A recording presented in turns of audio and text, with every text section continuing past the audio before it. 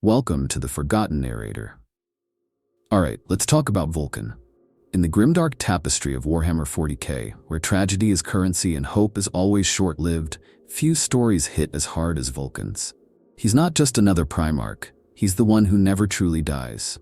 The one who, according to some, still suffers in silence, burning over and over again in the dark corners of the galaxy.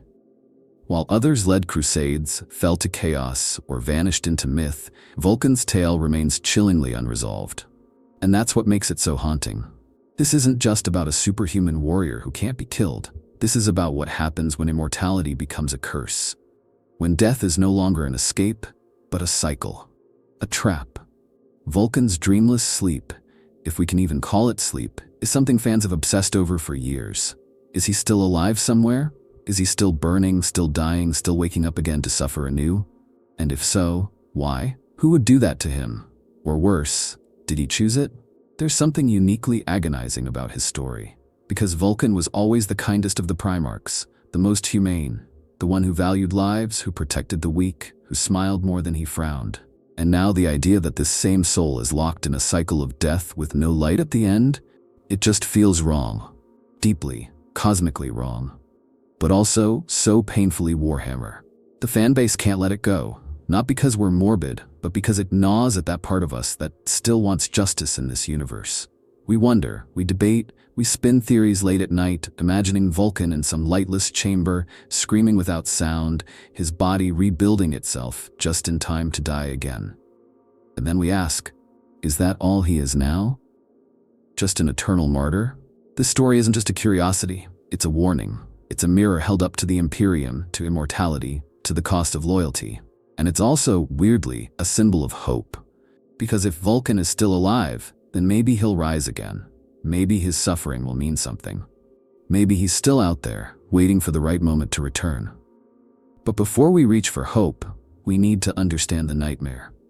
To grasp what it means to be a perpetual, to burn endlessly, to sleep without dreams, to carry the weight of humanity on your shoulders and never be allowed to rest. Let's dig into that. The term perpetual gets thrown around a lot in Warhammer 40k lore, but it's one of those concepts that's way more disturbing the deeper you go. It's not just about living forever. It's about being unable to die. No matter what happens to you, whether you're blown apart, disintegrated, crushed, drowned, burned, you always come back. Your body reknits itself, your mind reawakens, and eventually you're standing again, whole. Or at least, physically whole.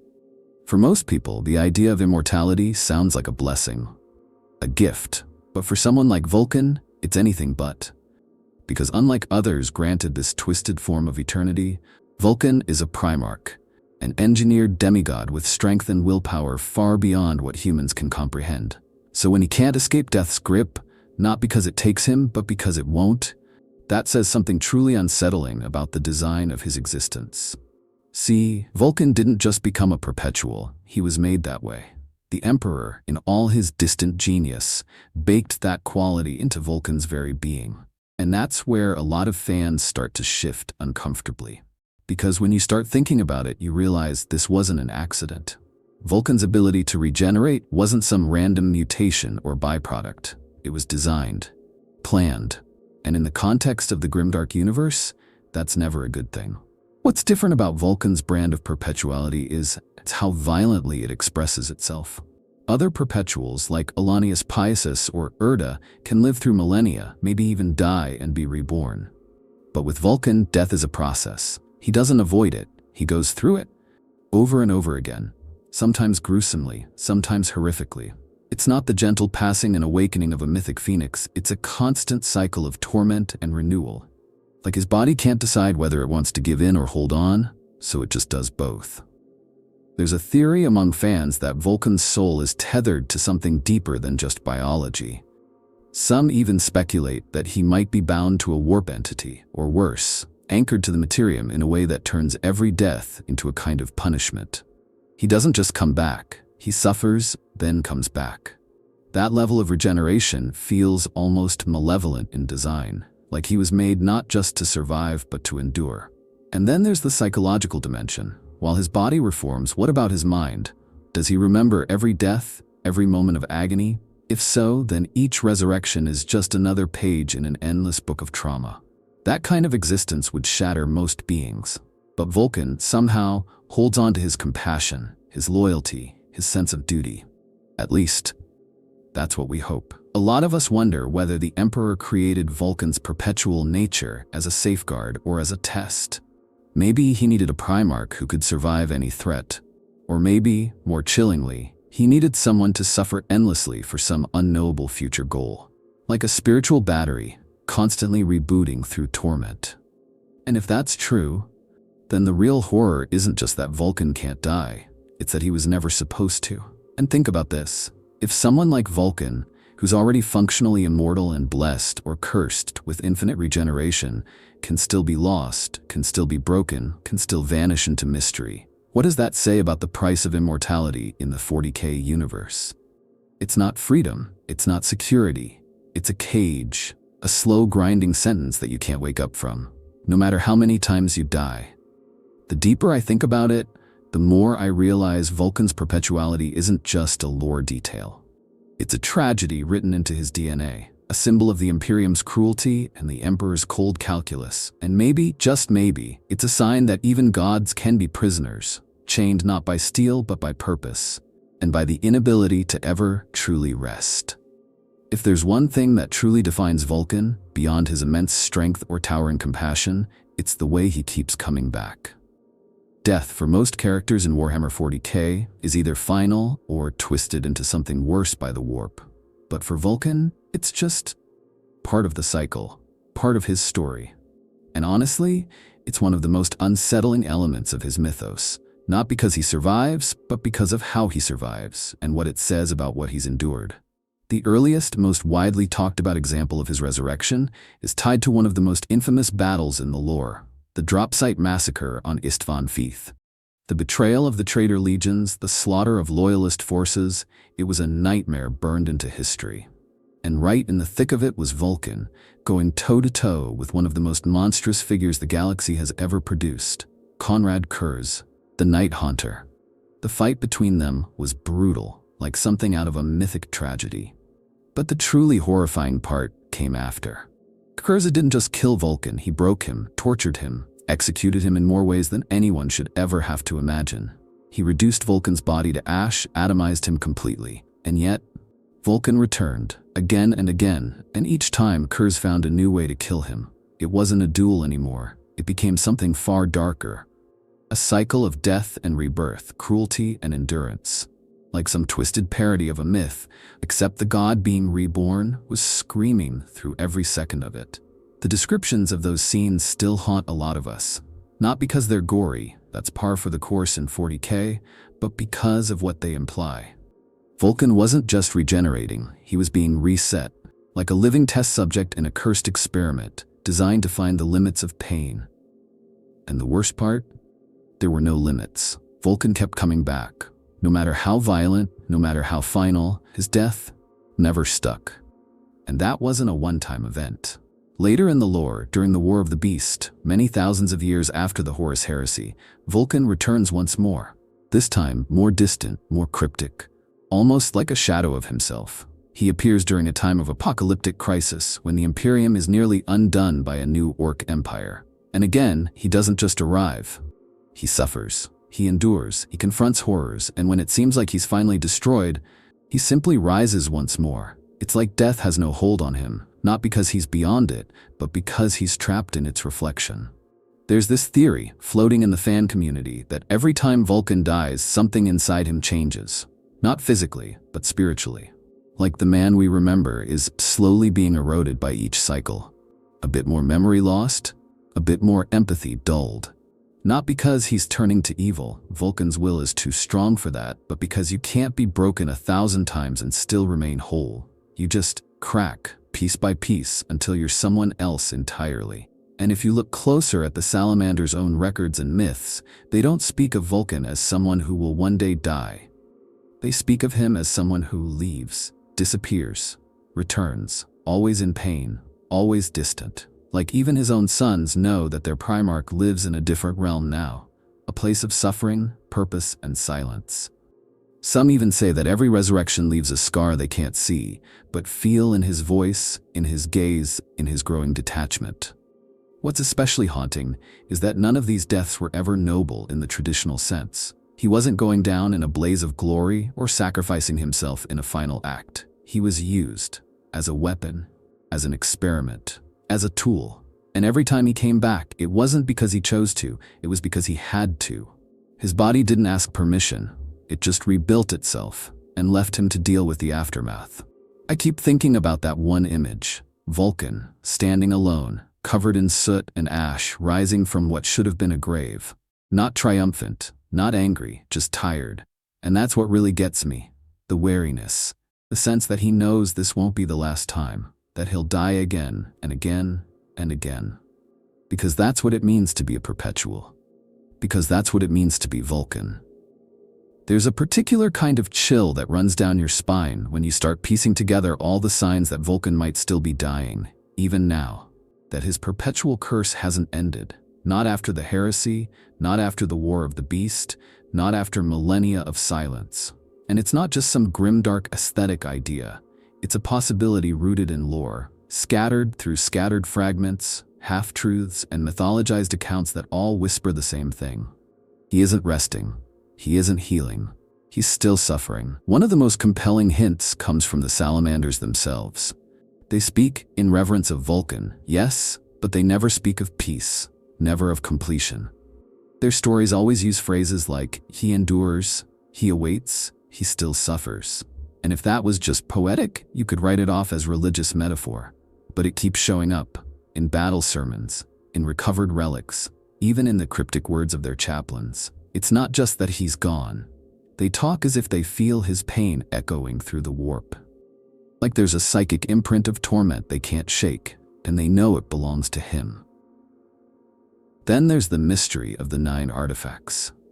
If you've followed Salamander's lore even a little, you know about this quest, how the Sons of Nocturne believe Vulkan will return when all 9 of his relics are gathered.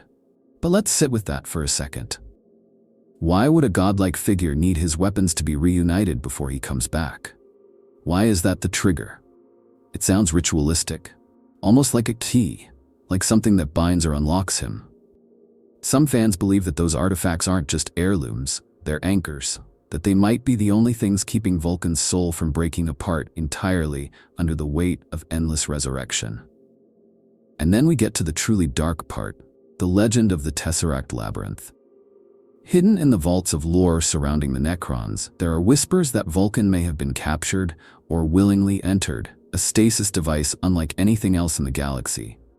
Some theories even connect this with the mysterious Draconic Tower or Dragon Vault, a structure located deep within the Nocturne system, or perhaps beneath Mount Deathfire itself. This place supposedly is where Vulkan resides, dying, over and over again. Some say it's a prison, others, a test, but the constant element that he's not asleep. He's reliving death, silently, dreamlessly. An infinite loop of suffering without the mercy of unconsciousness. What makes this theory even more terrifying is that it fits too well. Vulkan vanishes. No confirmed death, no tomb, just legends. And legends in the 41st millennium often mean truth buried in metaphors. So if he really is trapped somewhere, and if that somewhere is a place like a Necron labyrinth, where time and physics are mere toys, then he might be stuck in a moment of death that repeats endlessly, beyond any measure of real space-time. A second that lasts forever. A scream no one can hear. It's also telling that no other Primarch, loyalist, or traitor is framed in such cyclical terms. Vulkan isn't described as gone, or fallen, or hidden. He's always enduring. As if his very nature refuses to allow finality. It's not resurrection anymore. It's recurrence. A reset button on a broken soul. There's this fan theory that haunts me. It goes like this. Every time a salamander falls in battle, their gene seed sings briefly in pain before fading. But when one is truly alone, mortally wounded but conscious, they sometimes hear another voice. Not their own, not the Emperor's. A low, calm, pained voice. And it simply says, I see you. Some believe it's Vulkan, reaching out from his endless torment. That even in the heart of his own suffering, he's still trying to comfort others. Still watching, still protecting, and still dying. I think what unsettles me the most is the idea that we might never find out. That Vulkan's fate is so tied into the fabric of the Imperium's decline that his pain becomes background noise. Forgotten agony humming beneath the war drums of the galaxy. And if that's true, if he really is trapped in some timeless crucible of death, then what does it mean for a being to exist in such a state? Can a mind survive that long in torment? Or does the body just keep coming back, even after the soul has burned away? It's a hard thought to carry, but it sticks with you. Because if Vulkan really is still dying over and over again, then he might be the most tragic figure in all of Warhammer. Not because he lost or because he was betrayed, but because he was made to endure a fate no warrior, no man, no god should ever have to. And the worst part is, we may never be able to save him. This is where it gets truly uncomfortable, not just thinking about what Vulkan's body has endured, but what his mind has gone through. It's one thing to be unkillable, to rise after every death, but the real nightmare lies in the idea that he remembers all of it. That every broken bone, every firestorm, every time his heart was pierced or his flesh turned to ash, it all stays with him. That's not just pain, that's trauma accumulated on a scale no human psyche could ever comprehend. The question fans keep circling back to is whether a mind, even the mind of a Primarch, can survive such a cycle. There's no reset button for the soul. And even though Vulkan is stronger than almost any being the galaxy has ever seen, there's a limit to how much even a godlike figure can endure before something inside begins to fracture. Think about it. Pain is meant to be a warning, a signal to avoid harm. But what happens when pain is the constant? When death becomes routine? When your mind is forced to normalize dying? Some fan interpretations describe Vulkan as serene in his suffering, as if he's achieved some kind of philosophical acceptance. But I've never fully bought into that.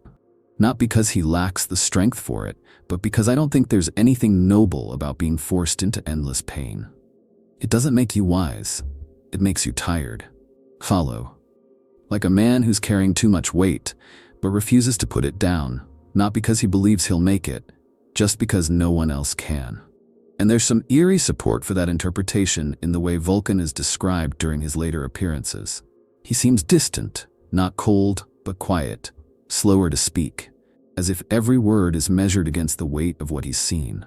In the War of the Beast, when he returns briefly, there's this ghostly energy to him, like he's there, but not entirely present. He fights, yes, and even shows flashes of his old warmth, but there's a sadness behind it, a silence that screams. And I can't help but wonder how much of the real Vulkan is even left. It's possible he's compartmentalized everything. That's a word some fans throw around a lot, compartmentalization. The idea that his psyche has split itself into chambers, each one locking away another lifetime of pain. 1,000 locked doors behind those eyes, a mind built like a vault, and while that might keep him functional, it's not healing. It's survival. Barely. And who's to say those locks don't break down eventually? What happens when all that pain floods back at once? There's another theory I've seen floating around, that Vulkan's mind isn't whole anymore. Not shattered, not gone, but fractured. That every resurrection brings him back physically, but something small gets lost each time. A memory, a laugh, a piece of empathy. It's subtle, but over thousands of years it adds up. Maybe the reason he's so quiet now isn't because he's reflecting, it's because he doesn't know how to be himself anymore. Because that self has been chipped away, piece by piece, every time he died screaming in the dark. And yet, despite all that, there are still moments, little flickers, where the real Vulkan shines through. Moments where he shields a brother, where he speaks gently, where he remembers what it means to be human. And that, to me, is the most heartbreaking part. Because it means he's still in there. Still fighting, not just against his enemies, but against oblivion itself, against the slow erosion of identity. Every day, Vulkan wakes up and wages war not just on the galaxy, but on the part of himself that wants to give up. Can a mind survive endless death? Maybe not intact, maybe not unchanged, but Vulkan's hasn't surrendered yet, and that's something worth mourning and admiring at the same time. Because he shouldn't have to, he shouldn't be enduring this. But he does, not for glory, not for praise, just because he must. Some fans say he's become something more than a Primarch, more than a man, even a living myth of endurance, a martyr whose pain is the price of hope. But that's such a heavy, awful thing to carry. And if he's still out there, still aware, still trapped in that dreamless state, then he's not sleeping. He's surviving, quietly, alone. And I think a part of him, no matter how deeply buried, still hopes someone will find him, will free him, or at the very least, remember him. If there's a place in the Warhammer universe that feels like it was built to break someone, it's the Dragon Tower. Just the name alone sends shivers through the Salamanders community. The Dragon Tower, sometimes called the Draconic Vault, or simply the place beneath Mount Deathfire, isn't just some mythical structure buried on Nocturne. It's a symbol of everything twisted and cruel about Vulkan's fate. And what's worse, we still don't fully know what it is. It's one of those terrible enigmas where the more you learn, the worse it gets. From what scraps we've gathered across lore, legends, and fan speculation, the Dragon Tower is not a fortress, not a palace, it's a prison. A place engineered, or maybe designed by forces long since beyond human comprehension, to contain something that cannot be killed. And for many of us, that's the final clue. That's where Vulkan is. That's where he's been all along. Some think it's of Necron origin, an ancient tesseract labyrinth repurposed or even stolen by the Emperor himself for his own ends. Others argue it's pre-imperial, possibly built by the Emperor during the dark age of technology, hidden away as a failsafe or maybe as an experiment. There are even whispers that it was made by Vulkan himself, though that idea feels too tragic to sit with for long. Why would anyone create their own tomb? And yet, the idea lingers. What little we know paints the Dragon Tower as a place without time, or at least, without time as we understand it. Inside, seconds can stretch into years. Pain never dulls. There's no rest, no sleep, and here's the worst part, no dreams. The dreamless sleep, not peace, not release. Just endless consciousness trapped in an eternal cycle of death and rebirth. Again and again, without end.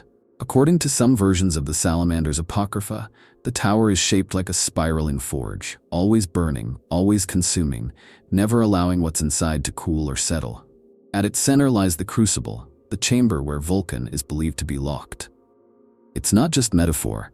This is described as a literal forge where fire is not a weapon, but a language, where heat and agony are woven into the very stone.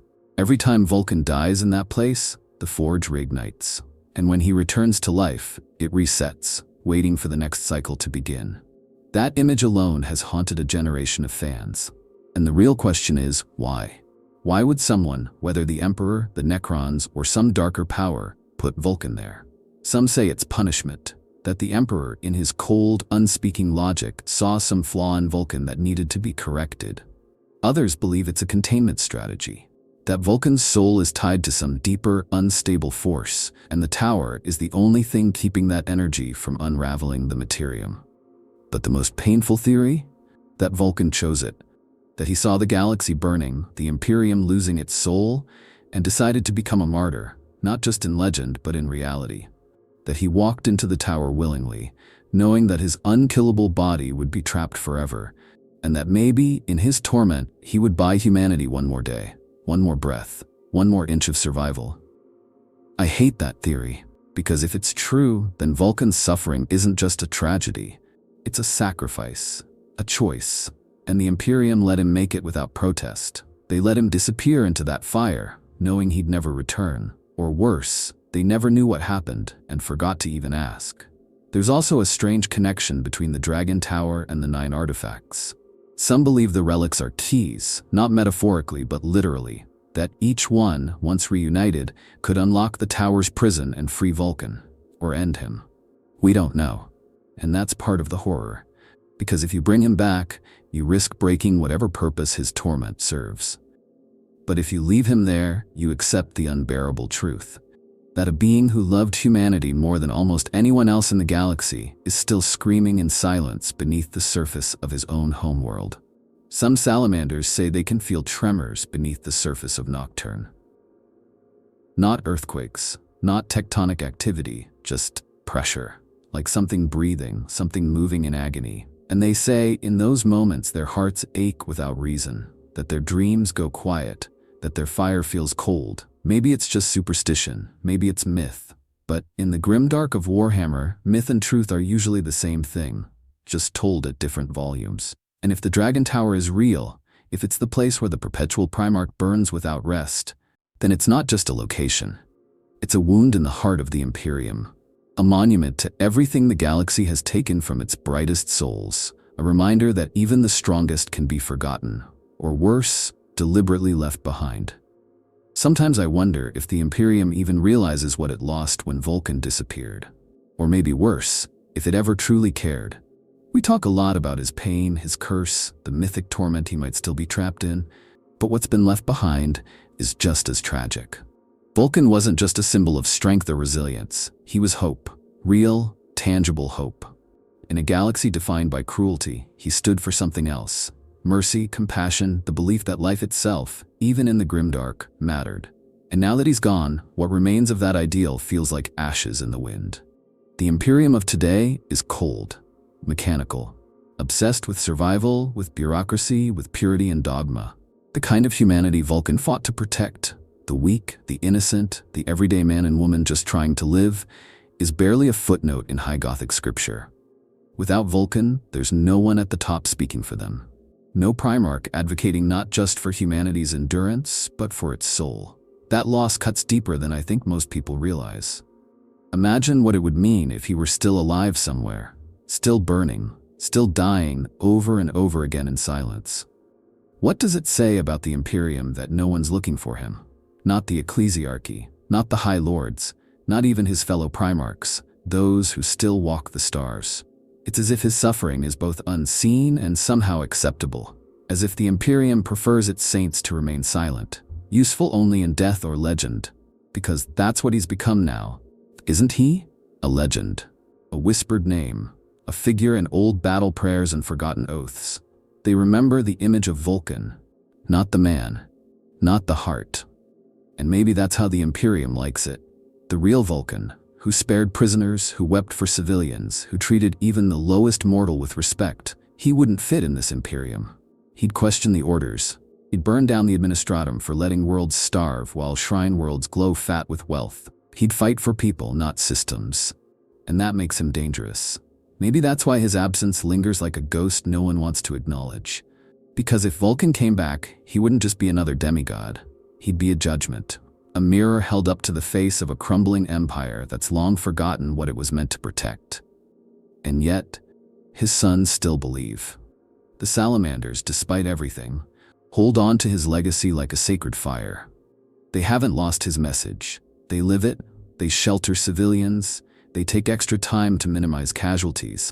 They rebuild what's broken, not just raise what's unclean. In every act of compassion, they keep a piece of him alive. But they also bear the weight of his absence, because they feel that he's still out there, that his pain isn't over, that their Primarch didn't fall in battle, he just vanished. And when something vanishes in the Imperium, it's usually because someone wanted it to. There's a growing sense among some circles that Vulkan's return wouldn't just inspire a new crusade, it would start a reckoning. He wouldn't sit on a golden throne. He wouldn't lead from some polished war barge. He'd walk among the people. He'd ask hard questions. And when he saw what the Imperium has become, I don't think he'd be proud.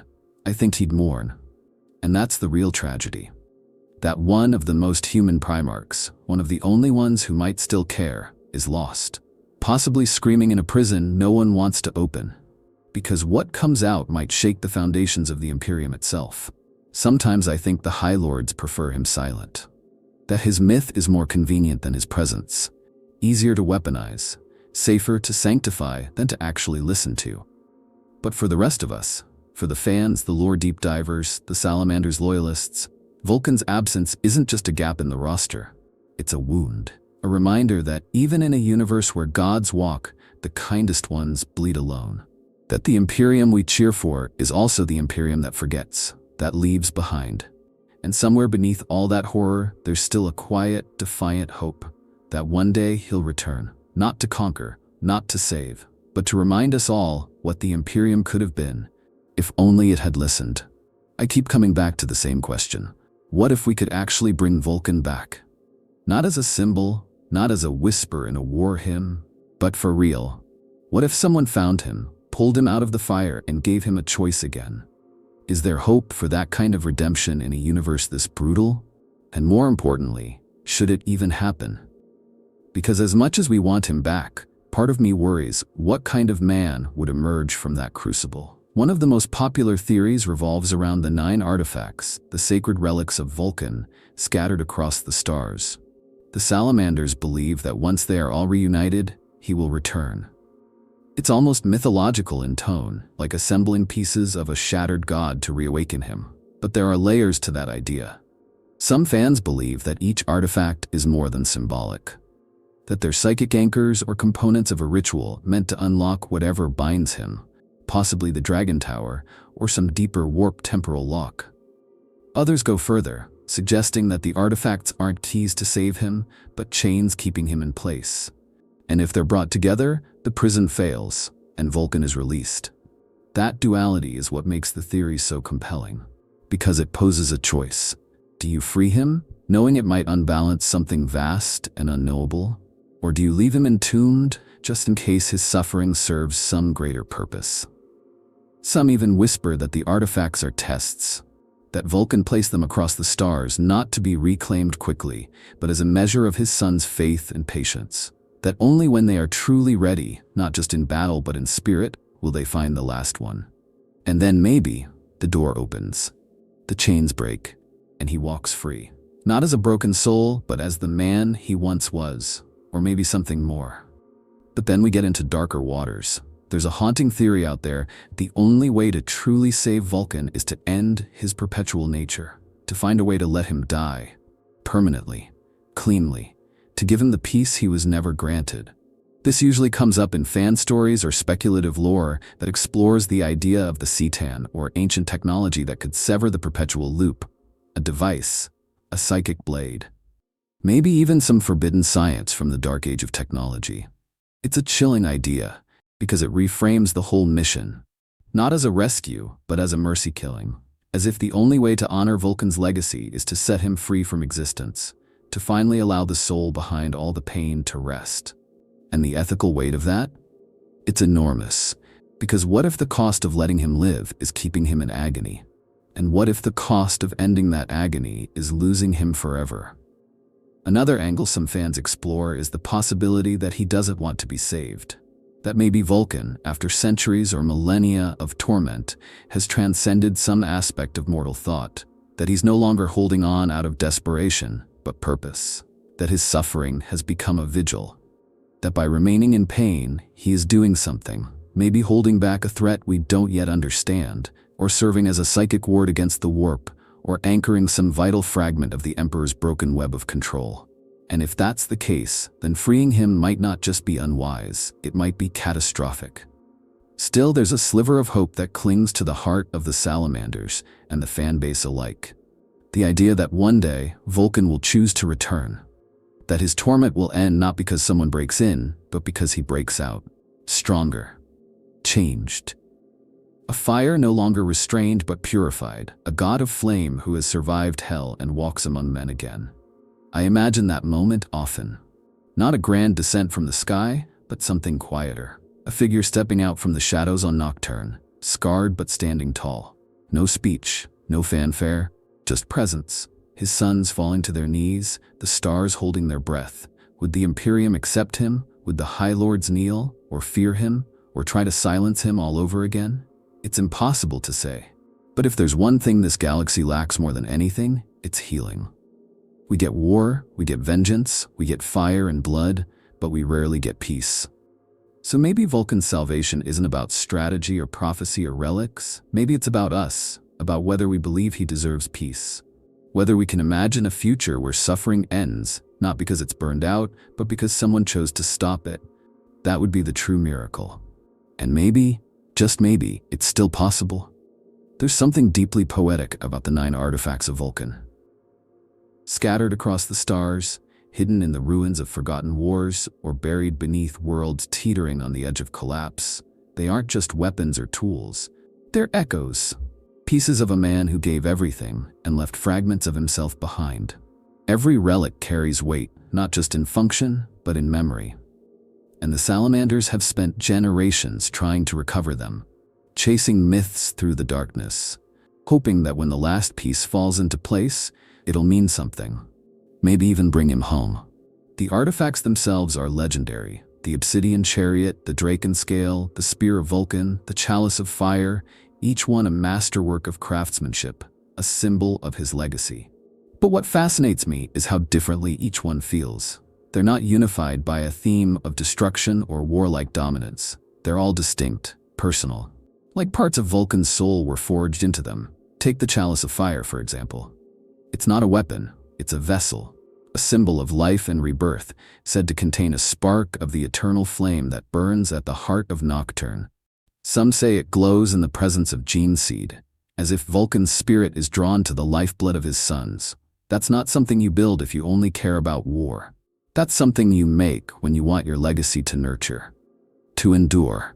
Or the draken scale, rumored to be unbreakable, a cloak forged from the hide of a creature that lived in the heart of a dying star.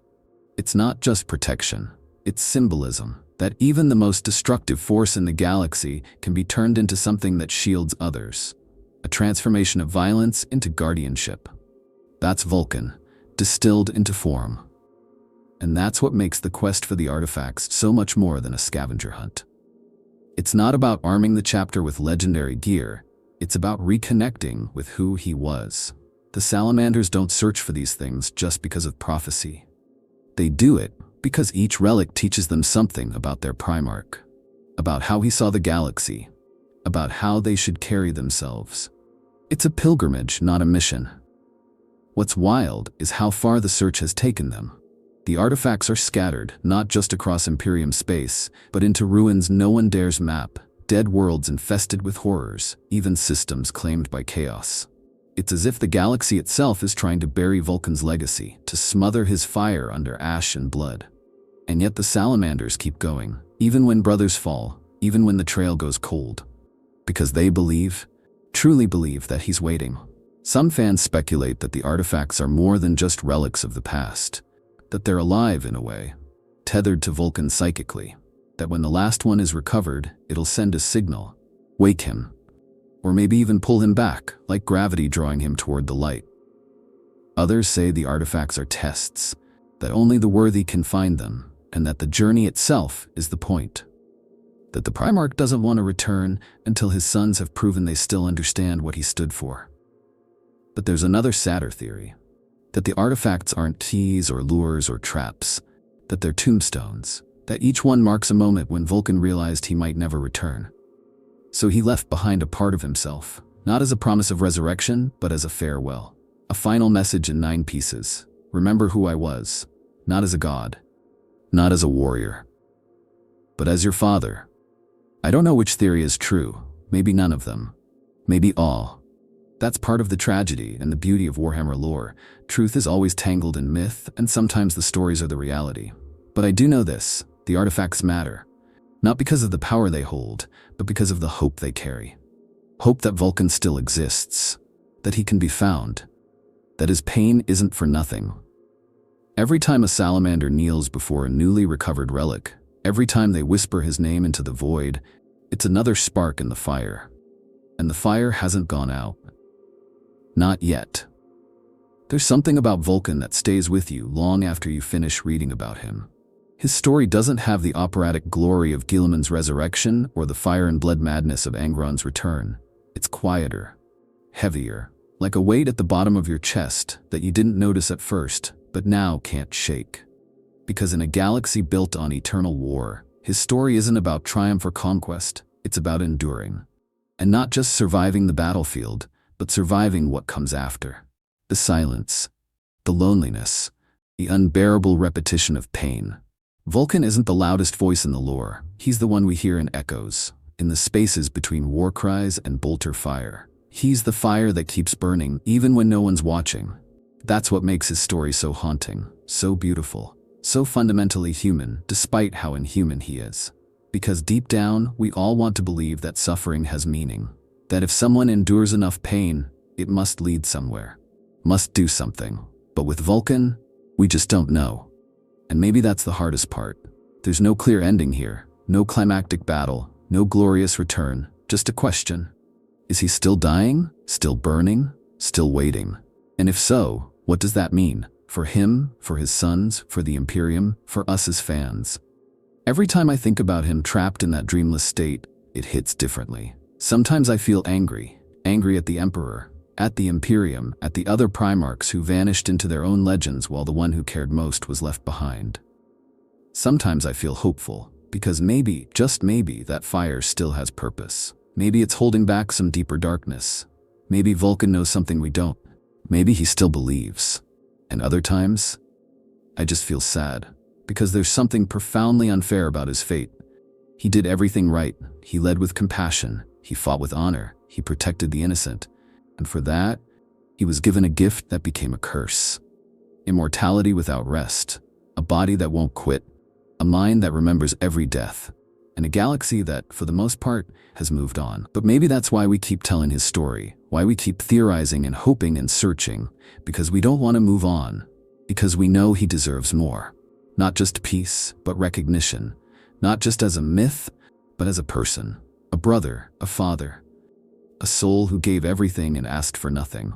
And so we ask the questions. We write the posts, the essays, the videos, the stories. We keep that ember alive. We wonder if he's a martyr or a prisoner, if he chose his fate or had it forced on him. We argue. We grieve. We imagine what it would be like if he returned, not in fire and fury, but simply as himself.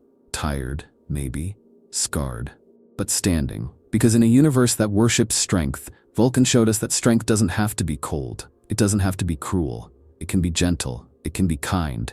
It can carry others through the fire. And even if no one else remembers that, we do. Out of all the Primarchs, why him? That question has haunted me for years. Not just because Vulkan's suffering is so intense, so endless, but because it feels almost deliberate. Like the universe, or something worse, chose the one soul who didn't deserve it. The one who would never ask for power, never seek vengeance, never look down on mankind. Vulkan, of all of them, should have been the last to bear this kind of fate. But here we are. He's the one trapped, the one burning, the one dying without end. And when you look at the rest of his brothers, the contrast just makes it more painful. Take Angron. His torment was violent, yes, but it made sense in the context of who he was. Rage incarnate, doomed from the beginning. The butcher's nails broke his mind before the Emperor ever found him.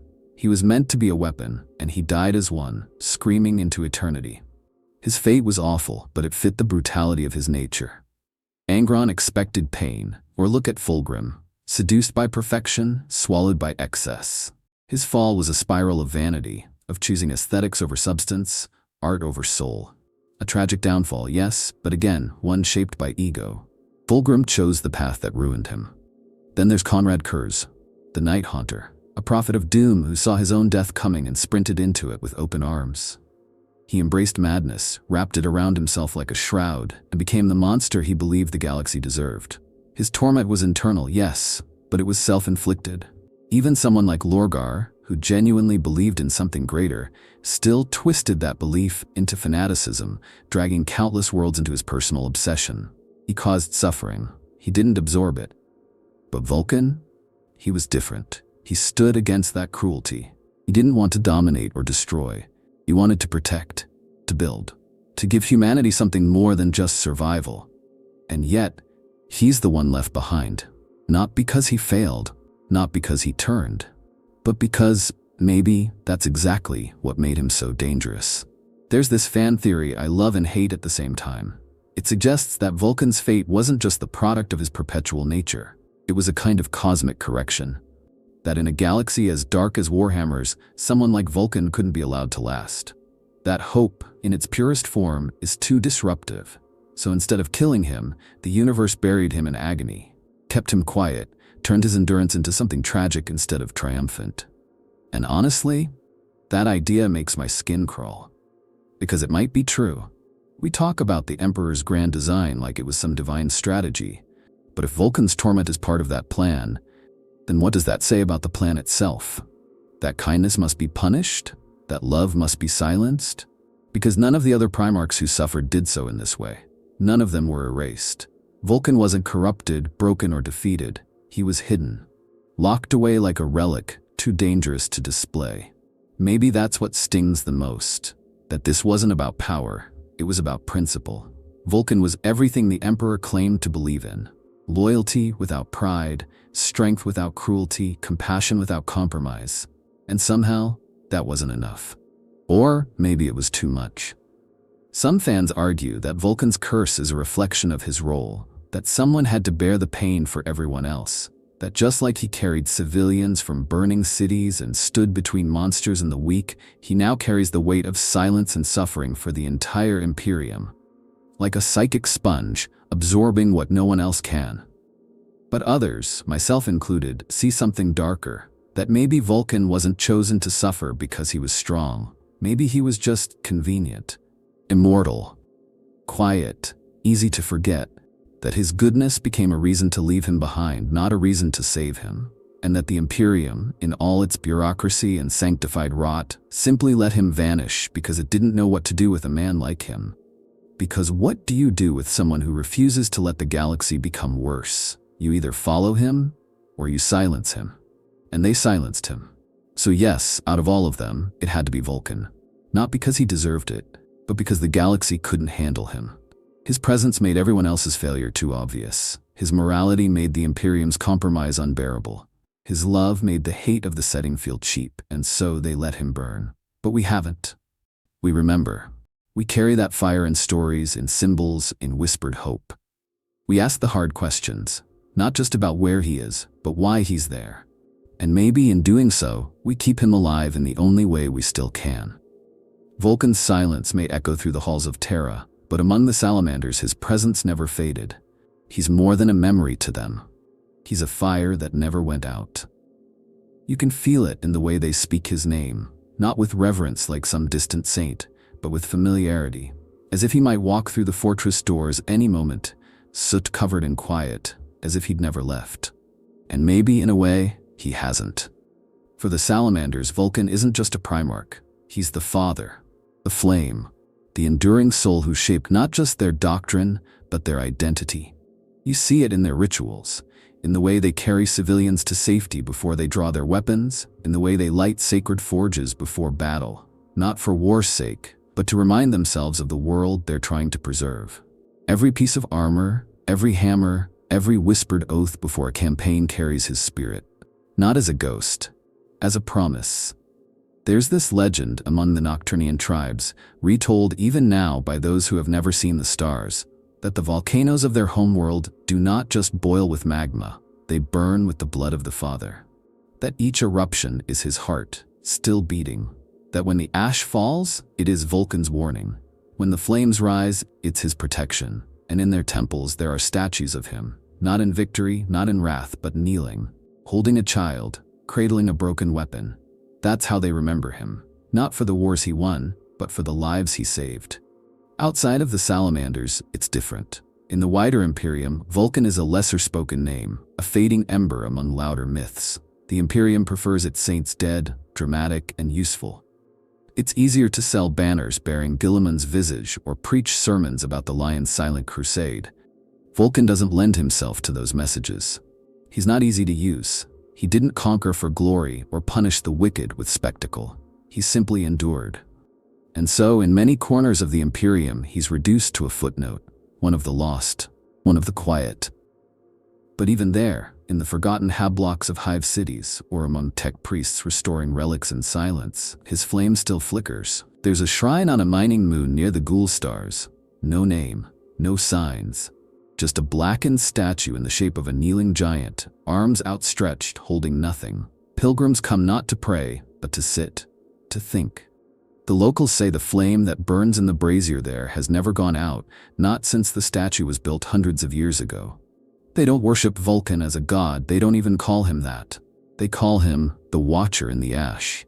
And when someone dies saving another, they add a pebble to the base of the statue. A simple, quiet tribute. That's what his memory inspires, sacrifice without spectacle. In war hymns of the salamanders, there's a verse repeated often, not shouted, not roared, but chanted low like a heartbeat. He burned for us. We burned for them. It's not about martyrdom, it's about continuity. About choosing to carry the flame instead of letting it die. To To fight not because of hate, but because you refuse to let others be consumed. Even their chapter symbols, the flame, the hammer, the drake, aren't just heraldry, they're stories. The flame is the soul, forged in pain. The hammer is the will, unyielding even in silence. And the drake is Vulkan himself, ancient, enduring, never seen clearly, always felt. And you see echoes of this outside the chapter too. Rogue traders tell of space hulks where green-armored giants fought to the death defending unarmed pilgrims. Planetary governors in the Ultima Segmentum still swear by Vulkan's mercy as a curse and a plea. On a feudal world I read about once, they forged children's names in iron and dropped them into fire, believing the ones that don't melt will be protected by a sleeping god who once walked among men. They don't even know who he was, but they remember his heat. That's the real power of Vulkan's legacy. You don't need to see his face, you don't need to read a codex, you feel it. Like standing close to a forge, you may not understand how the metal is shaped, but you know the flame matters. That something is being made, protected, fought for. And maybe that's why his legacy survived where others didn't. Because it doesn't rely on doctrine. It lives in action, in compassion, in endurance. You don't need to know Vulkan's name to carry his fire. You just have to choose not to look away from suffering, to take the pain of others and make it your own. That's the burden he bore, and the gift he left behind. In the end, that's the kind of legacy no bureaucracy can kill. No silence can erase. The fire still burns. Quietly. Relentlessly. Waiting for the day he walks through the smoke once more. And until then, we keep it alive. What if he never comes back? That's the thought I try not to think. The one that sits like a cold stone in the back of my mind every time I read another Salamander's story or see that glowing symbol of the hammer and flame. We talk so much about Vulkan's return, about the 9 artifacts, about signs and omens and faint whispers in the warp. But what if none of it means anything? What if all the stories we've told, the fires we've kept lit, the quests and prayers and hopes, they're all echoes of something long gone? It's hard to admit, even as a fan. But the possibility is real. That Vulkan's stasis isn't a long sleep. It's not a cycle waiting to be broken. It's just the final form of his curse. An endless loop with no off switch. A silence that doesn't end because there's no one left to break it. And if that's true, what do we do with that? For the Salamanders, it would be a wound that never fully closes. Everything they do, every tradition, every rescue, every act of mercy aped by the idea that their father still watches, still suffers, still burns somewhere in the shadows. He's not just their founder, he's their anchor. Take that away and what happens? I don't think they'd fall apart. That's the thing about the Salamanders. They were never about blind obedience. They were about belief, about meaning. They don't fight because Vulkan told them to. They fight because they believe in what he stood for. His absence wouldn't erase that, but it would reshape it. It would shift their flame from a signal fire to a memorial. I can imagine it now. A Salamander chaplain standing before his warriors, flame reflecting off black armor, voice low, saying not Vulkan will return, but Vulkan was here, and we are still here, and that is enough. Maybe that's what would happen. His legacy would stop being a promise and become a lesson, not a waiting, but a walking forward. And for us as fans, it's even more complex. There's something profoundly comforting about the idea of Vulkan out there, somewhere, enduring. The thought that someone good is still holding the line, even if it's in pain. It lets us believe in balance, in meaning. That if the galaxy is filled with monsters, at least there's one light still burning in the dark. To take that away, it hurts. It's like admitting that goodness isn't always rewarded. That love doesn't always echo. That sometimes the ones who fight the hardest for others are the ones who are forgotten the fastest. But there's also something strangely powerful in facing that truth. Because if Vulkan never comes back, if he truly is gone, or if his mind has slipped so far into darkness that he's no longer who he was, then what's left is us. The ones who remember. The ones who carry the torch. It becomes our story to finish. Our duty to live in the image he left behind. And honestly, that might be more meaningful than any dramatic return ever could be.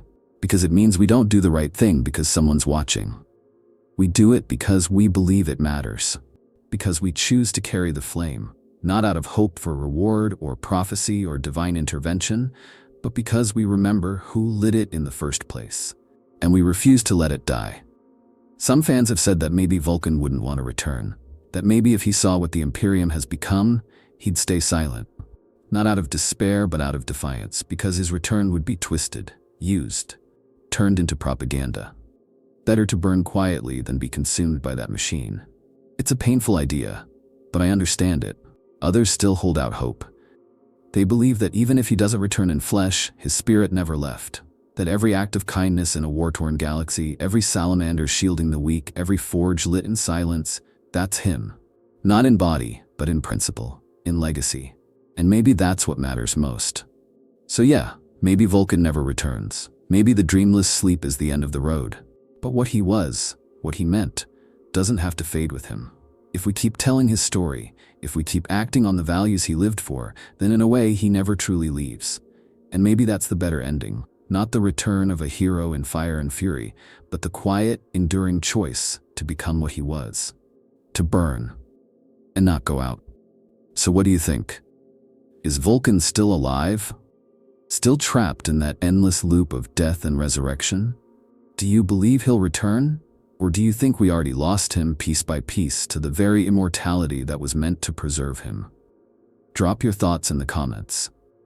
Want to hear what you believe, what you feel when you think about the dreamless sleep of Vulkan.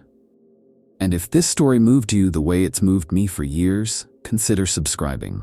There's more to explore, more echoes to follow, more unsolved myths to breathe life back into. Warhammer is full of tragedy, yes, but it's also full of voices like Vulkan's. Quiet, enduring, waiting to be heard again. Thanks for watching, and never stop wondering what's really burning in the dark.